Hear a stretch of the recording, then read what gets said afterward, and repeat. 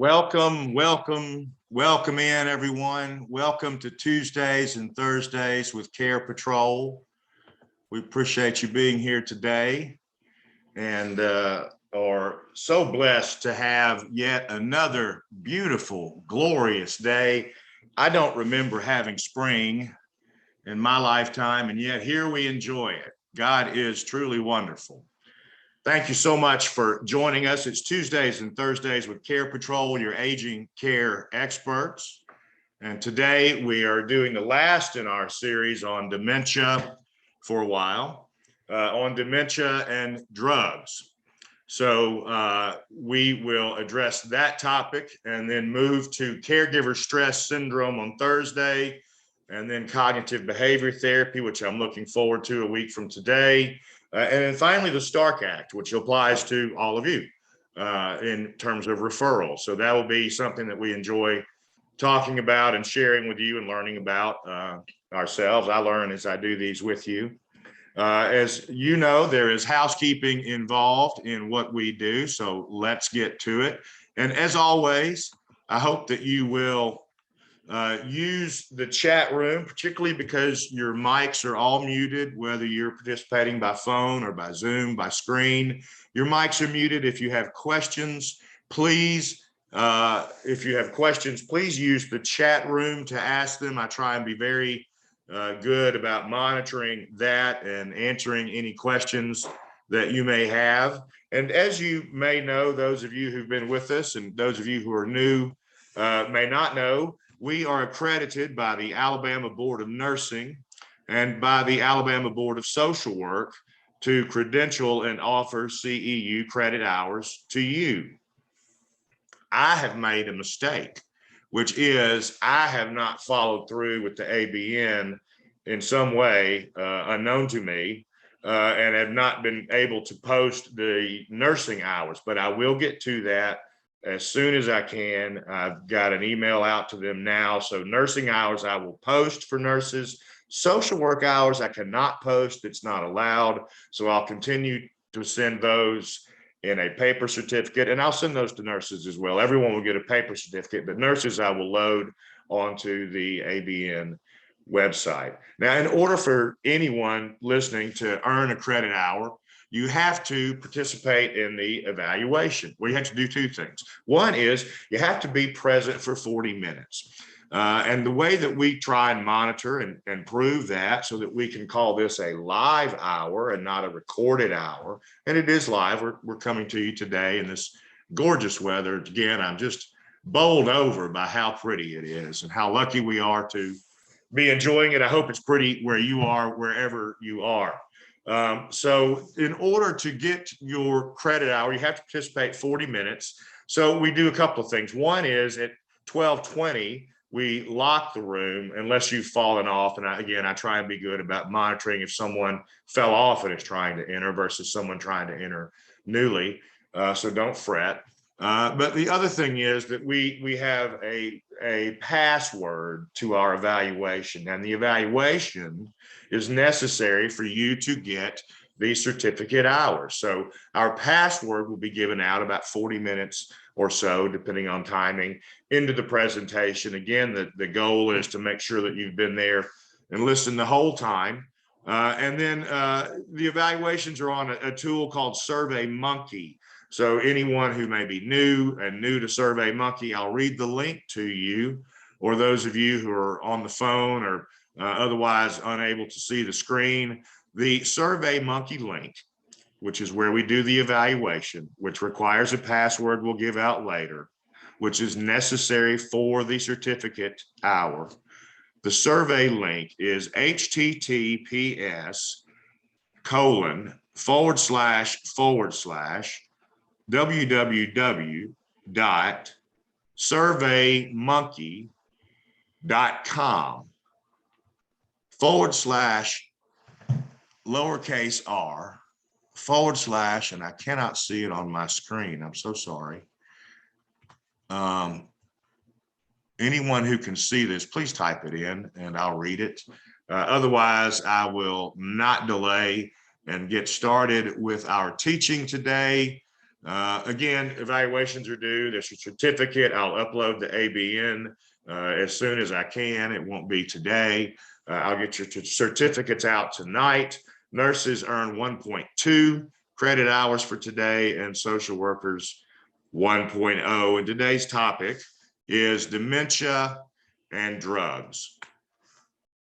So here are our objectives. So one is we want to have an overview of dementias and behaviors that prompt prescription drug or over-the-counter drug use.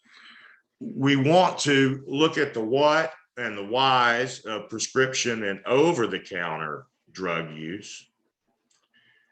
And our third objective is that we want to employ or illustrate some strategies to minimize drug interactions or complications, alternatives in the sense to drug therapies, which are, sadly, in some cases, all we have are alternative therapies for folks who are suffering. Let's go to the next page. I'm sorry, y'all, I'm having a little technical difficulty today. So,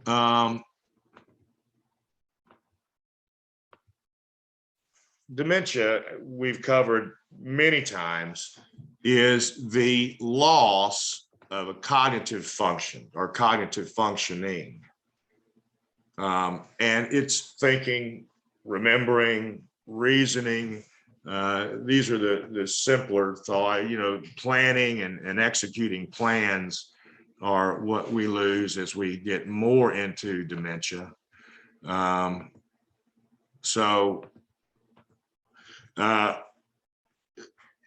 It's astounding. And this is an old number. This is from 2018, 47.8 million Americans age 65 and over. Now, remember, we've talked about this in other settings. There are 10,000 people turning 65 today and turning 65 every day, and will do so every day coming up until 2029.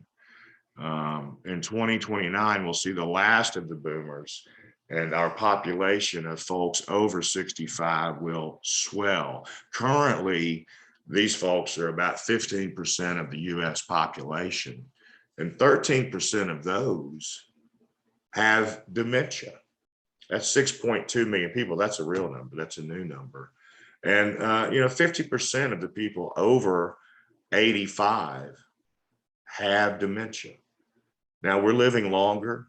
We're having more people enter into the aging arena.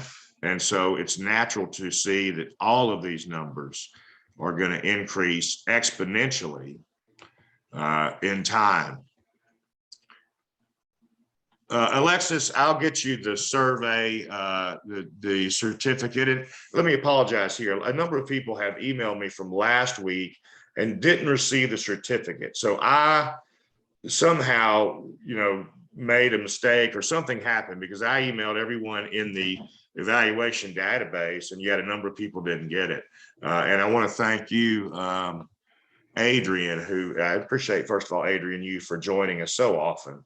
And secondly, for putting in the Survey Monkey link. I'll finish it. It's lowercase r / all uppercase Y2 uppercase P uppercase J uppercase P N M. And so I'm sorry for that aside. Let's move on in the presentation. Let's go. So let's talk about, and we've talked about in the past, the different types of dementia. Alzheimer's is the most well-known. And as you know, as you may remember, if you were here in the past, it accounts for, 60 to 80%. 80% is the number given most often. 80% of all dementia is Alzheimer's. And Alzheimer's is a buildup of plaques, amyloid plaques, proteins that form tau, which is a protein, tangles. So Alzheimer's disease is a buildup of these, of a certain protein, let's say. The frontotemporal disorders are abnormal amounts of the same protein tau and or the protein TDP3. And this would strike people generally in a hereditary way, or it may be at a younger age. Lewy body dementia, and here's an aside from one of our recent, I think last week's presentation. Lewy body dementia is so named for a Dr. Lewy, who was in the lab of Dr. Alois Alzheimer. And so Dr. Lewy was one of a number of luminaries in neuroscience who worked in that lab. And he discovered that there were abnormal deposits of the alpha-synuclein protein, which were then later named after him as Lewy bodies. And that dementia affects people in a different way. It affects about 10% of all dementia folks that are out there, versus the 80% that Alzheimer's affects. Now, there's vascular dementia. This is not a buildup of protein or a deposit or anything that would be blocking some sort of neurotransmission in the brain. Instead, this is a vascular condition in which the vessels atrophy that take oxygen and blood to the brain, and this forms or causes there to be dementia present later in folks. And then there's mixed dementia, and here and vascular dementia accounts for, if you read, about 10% of the remaining types of dementia. Now we've hit 100%, and there are over 200 types of dementia. So clearly the vast array, the many types, would account for somewhere under 4% probably of all the other dementias. Maybe under 1% would be of the other type. Mixed dementia is not one of those. In fact, as you can see on the chart here, mixed dementia is exactly that. It is folks who perhaps develop Alzheimer's, but also maybe have high blood pressure. And so they develop vascular dementia, which tends to affect the frontal lobe, affect the personality, cause changes in behavior to a greater degree than with Alzheimer's, but they would have both. So they would really have a double whammy.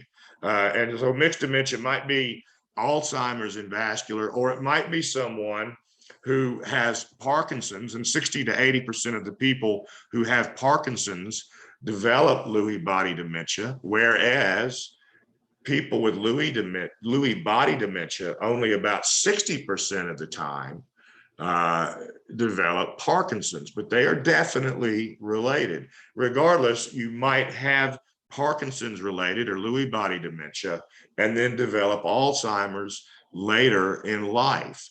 And so this is mixed dementia, and there's a great degree that if you look at the chart here, that there's a high percentage of folks who intersect having either Lewy body and Alzheimer's or vascular and Alzheimer's. And of course, this makes treatment even more complex and complicated. And we're going to talk about certain treatments here in a moment after we talk about more dementia-like conditions that aren't quite dementia. And so those would be argyrophilic grain disease, not what you might think. These are proteins, again, that form granulates in the brain that act much like the buildup of plaques, or the tangles of proteins would cause an inhibition, or maybe that's the wrong word, but a lack of transmission in the brain, in the cognitive functioning and reasoning, or in the verbal space of the brain. It's a commonly a late onset disease, degenerative disease. Let me put it that way. The other thing that mimics dementia and that necessarily should be treated in some ways pharmaceutically, at least, like dementia, would be Creutzfeldt-Jakob. I think I mentioned earlier that Dr. Lewy was in the Alzheimer's. Dr. Lewy was in the Alzheimer's lab, as was Creutzfeldt and Jacob. Now, Dr. Lewy, this is an aside, but I find it interesting because I find history interesting. Dr. Lewy fled Germany in 1933 because of the rise of the Nazis. Dr. Creutzfeldt, on the other hand, was a charter member of Himmler's SS. These were shock troops. These were the worst of the worst. However, interestingly, Creutzfeldt later became something of a Schindler in terms of helping numbers of folks who were Jewish or who were otherwise in danger of persecution escape the Nazis. And so it's a feel-good story in a way that this man found redemption. But that aside, he and Dr. Jacob rather found upon, they were all studying brain diseases in the lab of Alzheimer. They, upon doing certain autopsies of certain patients they were treating, noticed that the brain had taken a sort of spongiform shape and appearance and composition. And this is what's named after them. Huntington's disease is inherited. It's a progressive brain disease. It tends to strike people earlier in life, sometimes as early as their 40s. But in terms of cognitive function, it acts very much like dementia. There's chronic traumatic encephalopathy, or CTEs. Any of us who have any affinity for sports or even ever hear a broadcast about American football have heard about CTEs and concussions and the likelihood that these folks may later develop suicidal ideation or violent tendencies, that their personalities change, much as if they had some sort of maybe frontotemporal dementia or Lewy body dementia affecting the front, or vascular dementia affecting the front of the brain. So, CTEs no doubt cause dementia. We'll see this as this research plays out in football. And then a little known and lesser known and rarer form of dementia, but nonetheless treated as if it were as HIV associated dementia. And so those are the dementia-like conditions that we're suggesting that you should approach like you would approach pure dementia conditions, as we just discussed, in terms of treatment. And then there are those things that mimic dementia.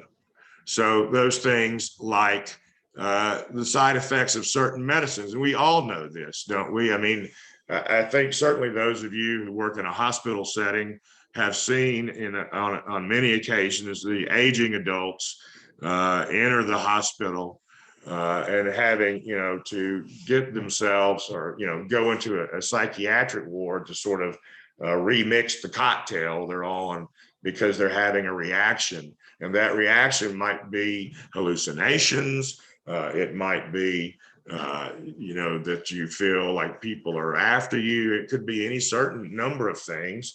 And anxiety would be one of them. Stress and depression also mimic dementia. We see this in aging adults. I'll often ask when someone says, I'm concerned about Dad. He seems to be slipping. He's not remembering words. He's forgetting things. And I'll ask a little bit more and say, well, what's happened lately in his life? And I've come to find out his wife recently died, and his friend died, and he's quit work. And I mean, he's likely depressed, and that would very much cause those same symptoms.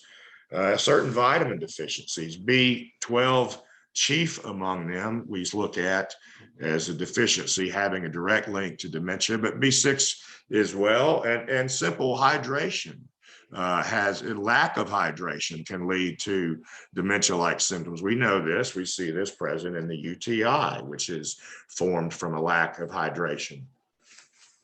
There are blood clots, tumors, or infections in the brain.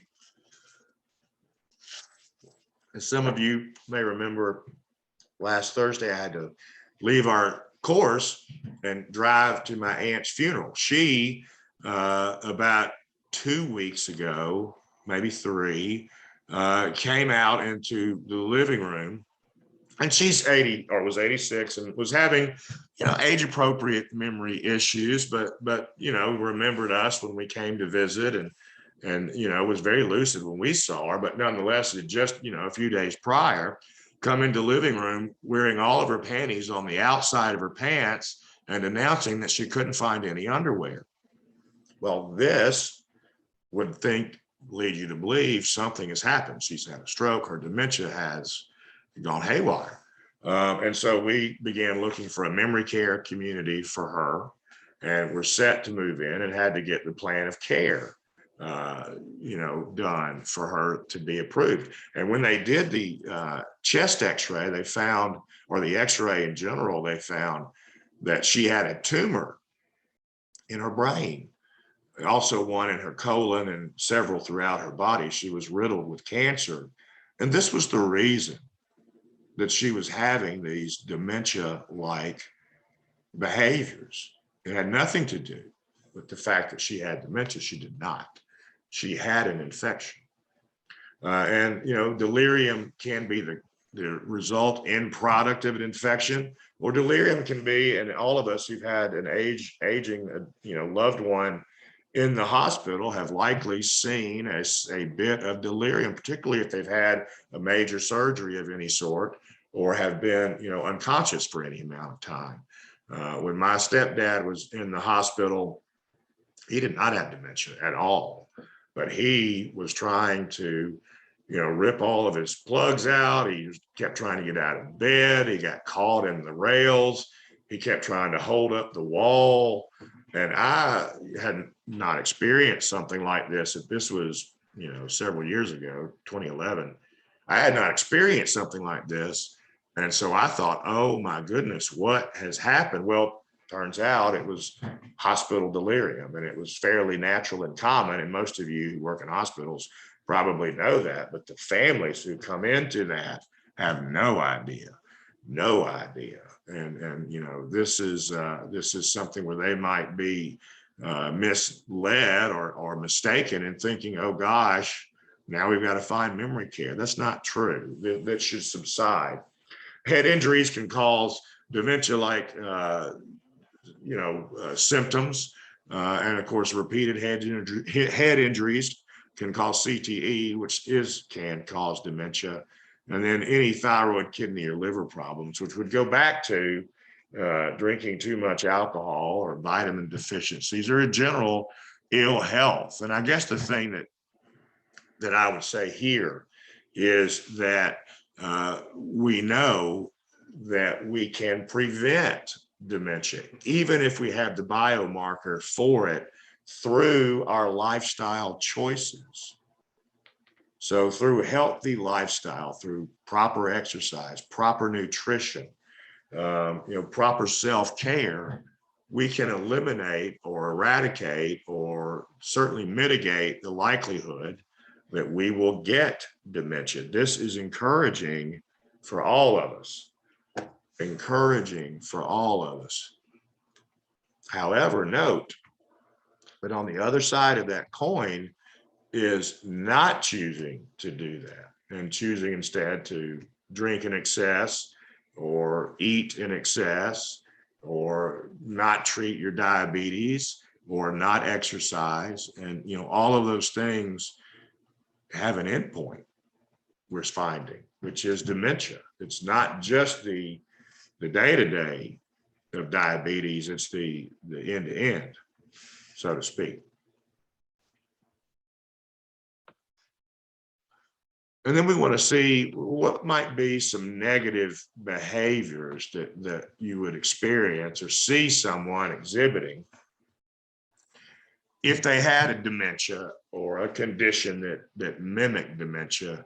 You often see them agitated. And as those of you know, work with dementia, this happens very often at the end of the day. And it's called sundowning. And it's just a general restlessness, almost a need to do or to find or to go, but no sense of really where or what. There's aggression. That you see this more in frontal lobe type dementia, but you can understand that if you were in a consistent state of not knowing where you are and having people approach you, maybe a fight or flight, response is understandable. Wandering, this is the cause or the reason for secure units in assisted living, which are called specialty care assisted living, or SCALF in Alabama, or memory care units in skilled buildings, nursing buildings. The wondering is the major issue that we have. And so we look at secure buildings because these folks are elopement risk. And why are they wondering? Most often you'll hear a family member say, she was looking for home. She keeps saying she wants to go home. The thing is, home is not a place anymore, or the home that she remembers is not a place anymore. And you can't get there from here, you know, that's home. And that's where they're going. Or, you know, they might otherwise engage in what to you would be a purposeless activity, like taking things in and out of a drawer and putting them back. But for them, has some sort of value and somehow validates them. So, you know, negative behaviors, I take issue with negative. These are simply behaviors. We don't have to apply the word negative to them. Binge eating, you hear this about a lot of folks with dementia. You know, I hate to say it, but women more so than men, but, you know, eating late at night, eating sweets, you know, eating whole packs of something in one sitting. There's no regulation in terms of what's appropriate. And and I have trouble with this word, hyper-reality, hyper-reality. This was new to me. This is putting things into your mouth. And this is so interesting to me because I often tell folks who have, you know, expressed to me that they, you know, are caring for a loved one in their home who has dementia. I ask them if they've dementia-proofed their house, which is on the same line as toddler-proofing your house, which is they will take things off of shelves and move them about, put them in their mouth, or otherwise maybe endanger themselves with it, drop it on their toe. And so people, it's so interesting to me with dementia. It's like we age in reverse with dementia. The body ages, and certainly dementia takes a toll on the physical body as well as the mental and emotional body. But the spirit sort of ages in reverse. And so many times you'll find, you know, an 86-year-old woman trying to lie and manipulate and get away with something like a 16-year-old girl would do. And it's because that's where she is in her mind. And at some point, she will be at the toddler mind of putting objects into her mouth. Urinary incontinence, we see this more in the, you know, moderate to severe stage of Alzheimer's and dementia. Not everyone is incontinent, but most everyone is incontinent. You know, this is challenging as a caregiver, whether you're in the home or in a facility or community, is keeping, you know, people dry and away from skin irritation. And then so it's just a matter of scheduled toileting and Depends. And there are some tools now that you can use. For example, do you know what RFID is? It's a radio frequency. It's basically a little chip. And, you know, like everything these days, you can do a lot, or scientists can do a lot with a little piece of nothing, little chip. This little chip, you can create an app so that this RFID tag will respond to your phone. And every time you put a Depends undergarment or any undergarment on your loved one, you put this RFID tag on. And if that loved one is wet at all, it immediately sends a response to your phone, to the app, to let you know the person is wet. And so there is technology is catching up with this. Thank goodness in areas like this.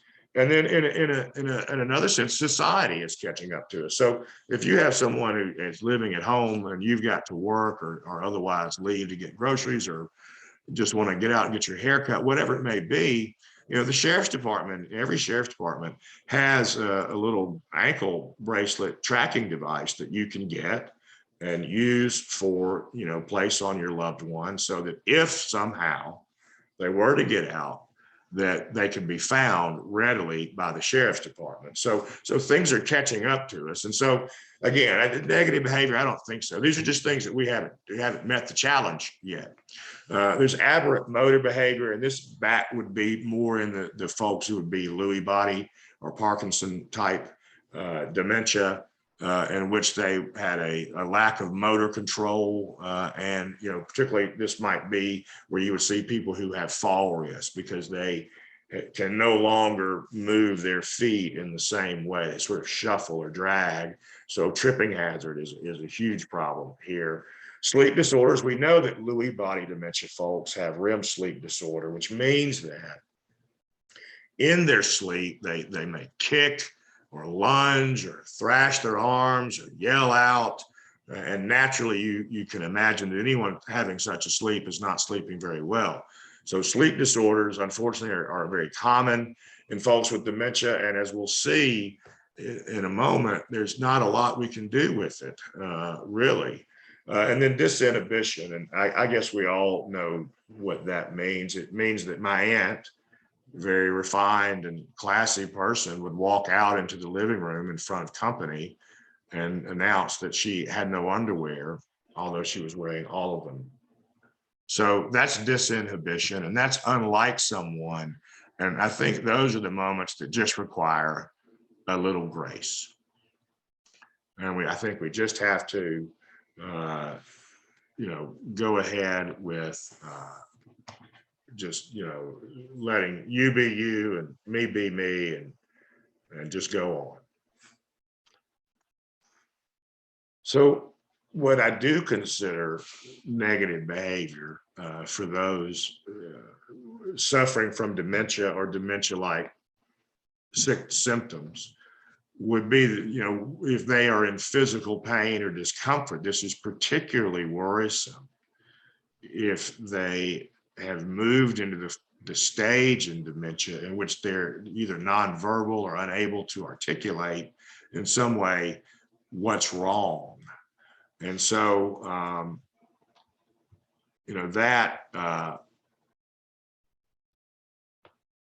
so that hunger medication, any issues that we somehow, can help with, that's a negative behavior, and we can address that.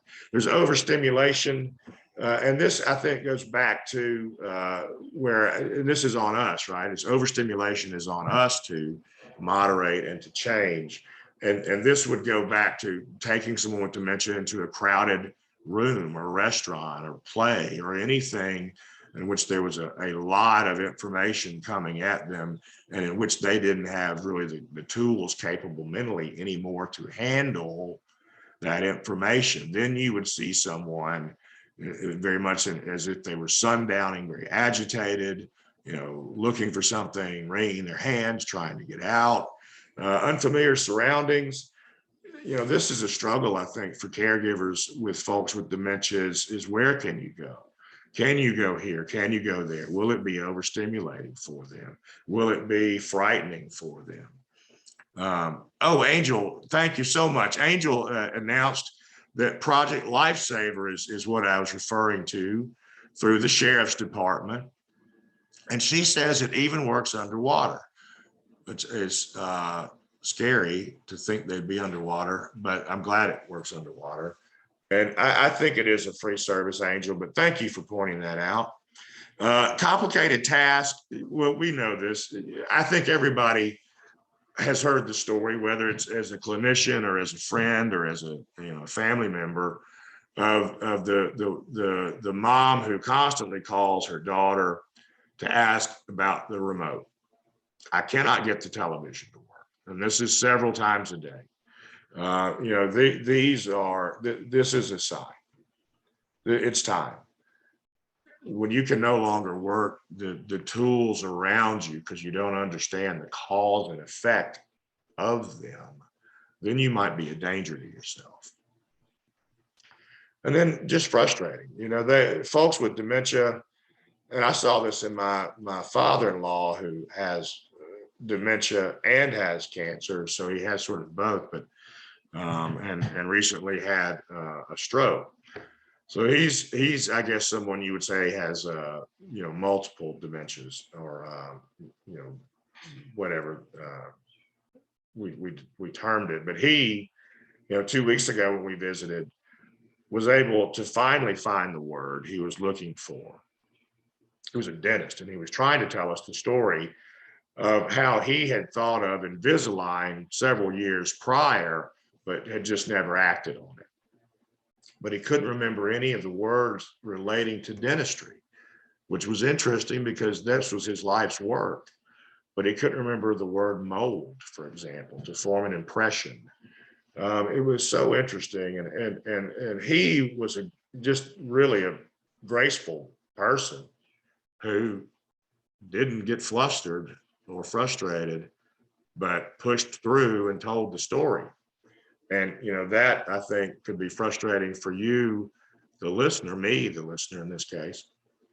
But again, you have to have grace, and you have to let them participate in your world to the extent that they can, and on the schedule that they can. So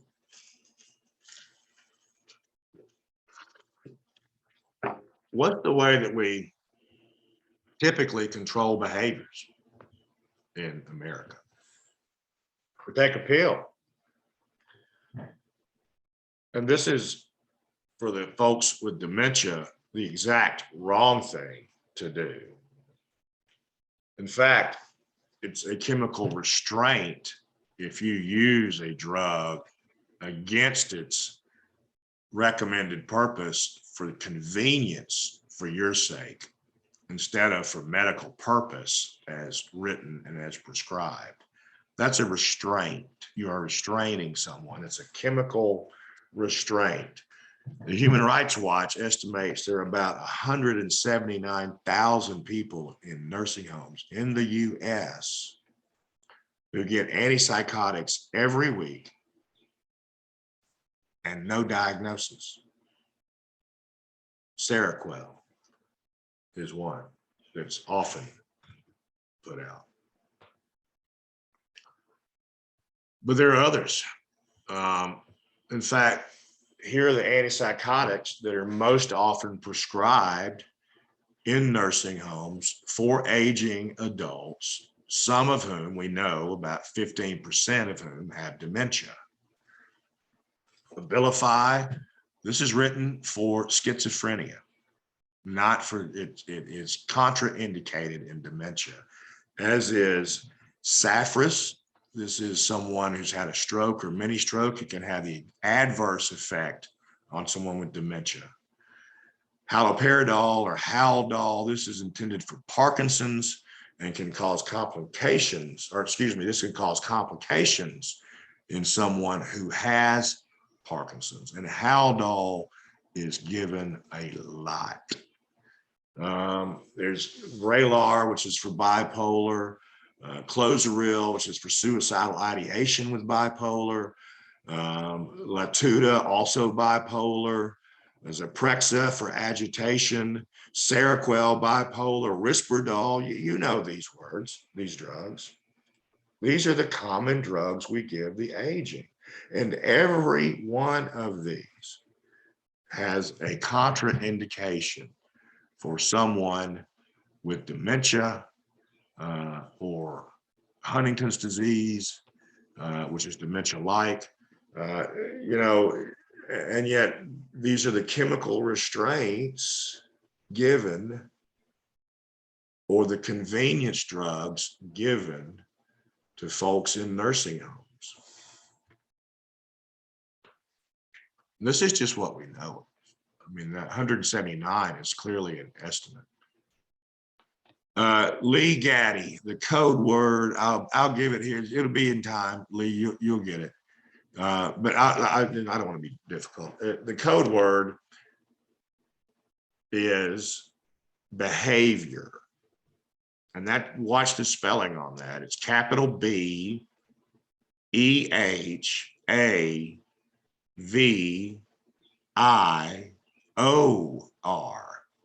I have misspelled that word many times in my life. Don't make that mistake. Behavior. Behavior.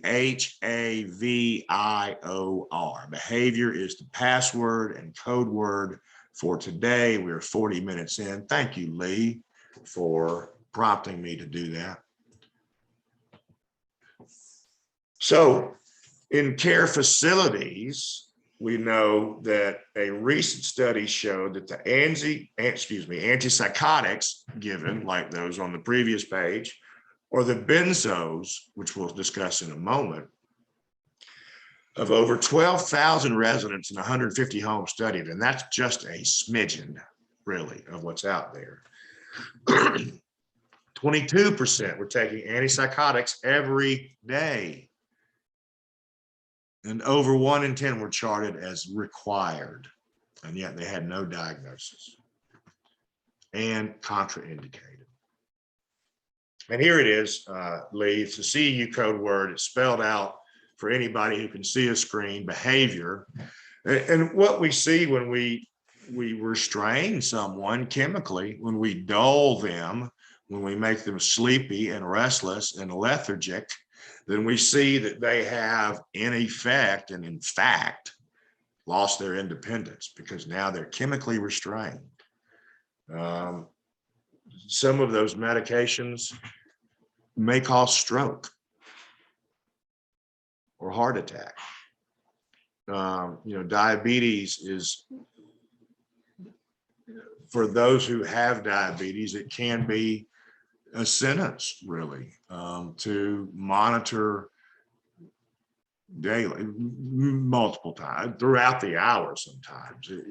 Parkinsonism, fall risk, learned helplessness, all of these things are things that we might bring about to someone if we overprescribe a drug that's contraindicated, or that we may not yet know, but we're learning is contraindicated for someone with dementia. So CMS, the Center for Medicare and Medicaid Services, which controls everything or most everything in healthcare in the US, has formed a national partnership to improve dementia care in nursing homes. And they studied from 2011 till today, they've studied using Medicare data, which, as you know, is data that they call from every single Medicare provider, and in this case, nursing home providers. We've seen a widespread problem, which is the overuse of antipsychotics in aging adults, specifically those with dementia. We've seen that overusage has declined by over 10%, or almost 10%, in 10 years. And so if we continue on that pace, we'll be at 5% in 10 years. And even that is too many, but there is a trend now with education and development and research into dementia, so that things are turning in terms of the prescription or overuse of antipsychotics in nursing homes. And here's a way, and if you all aren't familiar, I want to make you familiar. I think you probably are if you're nurses and social workers in any capacity, but if you're not, I'll tell you, you can find out about nursing homes and their quality scores and drill down into them and find out things about their care, such as their use of antipsychotics, through Medicare.gov. If you go to Medicare.gov, on the front page of that website, somewhere on that page is find a provider or find a nursing home or find a something like that. Click that button and then select from the drop down what kind of provider, put in your zip code, and you'll bring up every nursing home within a 25-mile radius. You can extend that radius, I think, to 50 or even 100 miles. And every nursing home will pop up and with their scores, and you can check them and compare 3 at a time. And the place I would drill down into would be the quality measures, more so than staffing or health inspections. Inspections, yes, but many times health inspections catch paperwork errors, not care errors. And staffing is almost always going to be, well, it's always in the state law and CMS law. So they're going to at least meet that. So will they have extra staff? I don't know, but they're going to at least meet that. But in quality measures, you can drill down into certain different diagnoses and see how they've done with patients who have dementia, for example. And that's a great tool if you don't know it, to share with clients or to use yourself in the future. I love that website and I go there all the time. So I wanted to share it. So you may find that skilled nursing is not really appropriate for or your loved one, or more to the point, maybe you can't bear the thought or you can't afford it. So, you know, about 70 to 80% of the people who have dementia, who live in a community setting, a facility setting, live in independent living. This is unregulated in every state. It's essentially an apartment with a meal plan, some housekeeping services, and some emergency services, utilities paid. And so you have people there who have any range of dementia. Generally, they'll stay there even with severe dementia if they're not an elopement risk, and they're making it to dinner without prompt. So, you know, independent living is often the solution for folks. Assisted living, unfortunately, in Alabama, if you're listening in Alabama, if you have dementia, you pretty much can't live in assisted living as original assisted living. So you're not going to be able to, because in the state of Alabama, you have to be able to self-direct your care in the way that state surveyors view that in assisted living. Surveyors from ADPH, the Alabama Department of Public Health, who oversee assisted livings, the way they ascertain whether you can self-direct your care is, can you prevent a medication error?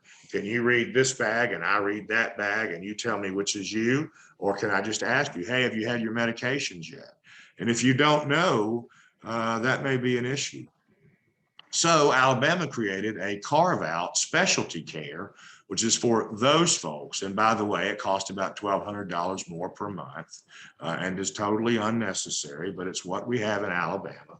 But it's the same thing with locked doors, secured doors, and a higher level of staffing. Those are specialty care. Assisted living is what Alabama calls them. You may know them as SCALF, and you know, lay people would call them memory care. But the majority of people living in the community, the takeaway is, are not living in skilled nursing who have dementia. They're not living in specialty care who have dementia, although everyone who lives there has dementia. But they're living instead in independent living, unmonitored and unregulated for the most part. And that's just, I think, a cost thing. So another study about drugs that can be negative for those with dementia are the anticholinergics. This was a study from the University of Washington. It's first generation antihistamines, antimuscarinics for bladder control. They studied 3,500 people, and that's a pretty good number, I think, for a study, who were 65 and older, who were taking one of these drugs, an anticholinergic. And of those 3,500 people over a 7-year period, 23%, 800 of them, 800 of 35 developed dementia. And 54% of those who did not had an increased risk for developing dementia with 3+ years. There is a direct correlation between these drugs and the onset of dementia, no question. And here are just a greater list of them, but you can see antiarrhythmics. So anyone with a heart problem like a vascular dementia, it's hard to treat that when you've got the vascular dementia, which won't tolerate the antiarrhythmic. The muscle relaxants. If you have Parkinson's, it's hard to treat Parkinson's if you can't use a muscle relaxants. Anti-ulcer drugs, you can't use those. Antidepressants. Most people with dementia do have depression. They almost run hand in hand, and yet it's hard to treat with most drugs. Antipsychotics, we've discussed, we cannot use those with people with dementia. And so you can just see from reading this chart that we're going to have to probably resort to, something other than medications. And, here are the ones that are to be used with caution and really avoided. Benadryl, anything that deals with the bladder or incontinence, eye drops, anything that deals with ulcer medication, prednisone for arthritis, which is often prescribed. All of these have a direct correlation to contracting dementia or worsening dementia-like symptoms. Here are the benzos that we discussed that are overprescribed. And look at here, that each one of them has a different written, on-label use. Xanax is for anxiety. It cannot be used in someone with depression. It has the opposite effect. I'll just say Librium is for someone who's having alcohol withdrawal symptoms or trying to quit alcohol. Transine is the same. Valium is the same. Proson for insomnia. Dalmadorm for insomnia. Restoril for insomnia. Triazolam for insomnia. Trilam for insomnia. We can't treat insomnia in folks who have dementia, and yet we have folks with Lewy body dementia with sleep disorders. What do we do? What do we do? Well, our first line of defense is pharmacists, and we depend on them, as we should, to catch drug interactions, complications, and contraindications, and particularly to make note of black box warnings. And here is, what you would typically see on a drug like a benzo, for example, would be a black box warning with the brand name, generic name, not approved for the treatment of patients with dementia-related psychosis. The second line of defense, some of you are on the line, nurses. And this is really more about just listening, being person-centered, understanding your client, and trying to ascertain if there are any medications or other treatments they may be doing that would be contraindicated for an aging person or someone who may be in danger of developing dementia. And I think you all practice this. And as a family, we would simply answer or ask, hey, Mom and Dad, what are you taking? And then we would want to know what those are. We would research them. We would want to know why mom and dad were taking this. Is this something maybe that was given in a hospital stay and not discontinued?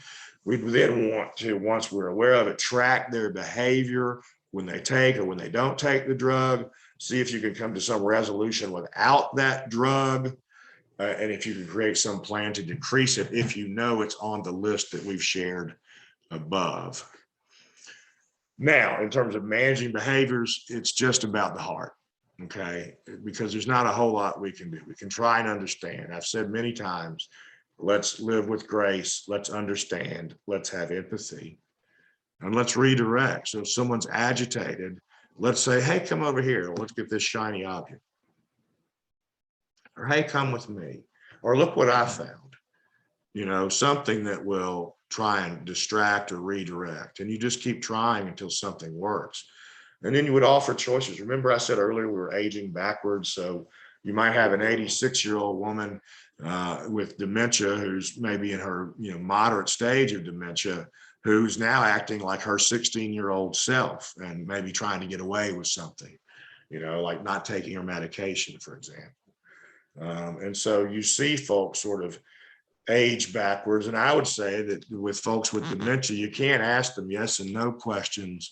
You have to offer them choices. So you can't say, hey, Mom, what do you want to eat? Because that's a dead end for Mom. You have to say, hey, Mom, do you want to eat a sandwich or some soup? And give her a choice. Just as you would say to your toddler, hey, do you want to eat green beans or broccoli? You would not say to your toddler, hey, what vegetable do you want to eat? Because that's a dead end for toddler. You apologize. If you have empathy, you understand someone's situation and you say to them, I'm sorry this is happening. I'm sorry you're feeling this way. I'm sorry you're seeing someone who I also don't see. you apologize, and you try and engage them in a meaningful activity. So maybe it's not simply a shiny object, but you describe the shiny object or recount how that shiny object was passed down from her mother to her and now to you, and what a treasure it is. Meaningful activities. This is how we redirect and redirect and redirect and find people a place to be home. That concludes today. Thank you as always for participating. There were about 55 of you on, and I've noticed you're about the same 55. So I feel like Sally Field when she won the Oscar, and she said, "Oh, you really like me." So thank you for being here week after week. I appreciate it. But I've noticed some folks have dropped off, so maybe we need to improve our topics. So if you will, in the evaluation today, please do make note of anything that we can do to improve and get more topics. The survey evaluation tool is Survey Monkey. I'll read the address one more time.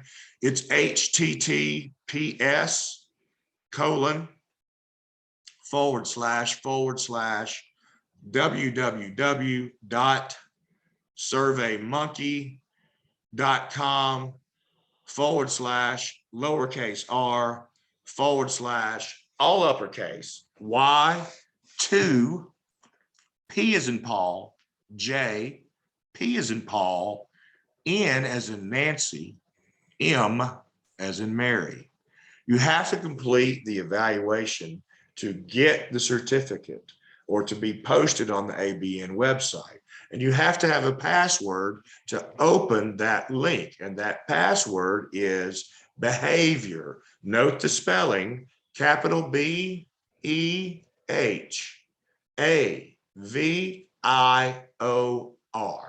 behavior. I'll try and get certificates out tonight. It depends on when I feel like evaluations are done. That's why I like them done by 5.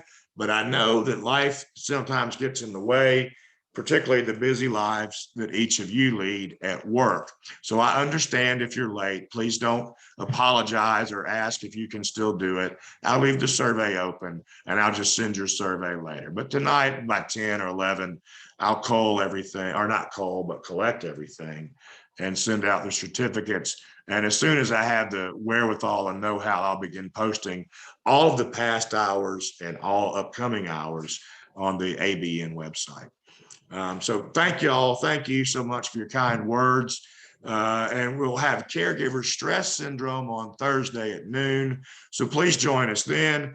Thank you for your referrals. Remember, we're a free service to folks who have questions about senior care. Oh, and last tidbit, if you're still listening. I've said this before, but I'll say it again. The politically correct way to say senior or elderly is now aging adult. So to say senior or elderly is considered a sort of a faux pas, and you would instead want to say aging adult. So if you have folks who have questions about aging adult issues, please have them reach out to us at one of these emails. And thank you so much for all that you do. We'll see you, I hope, on Thursday. Thanks so much. Well, did it work, y'all? You still here? Apologize.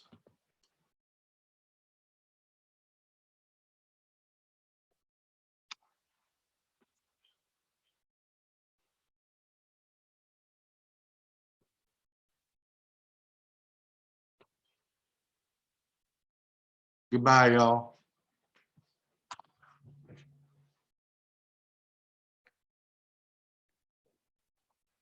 Y'all, I'm having technical difficulty here, folks. Thank you for being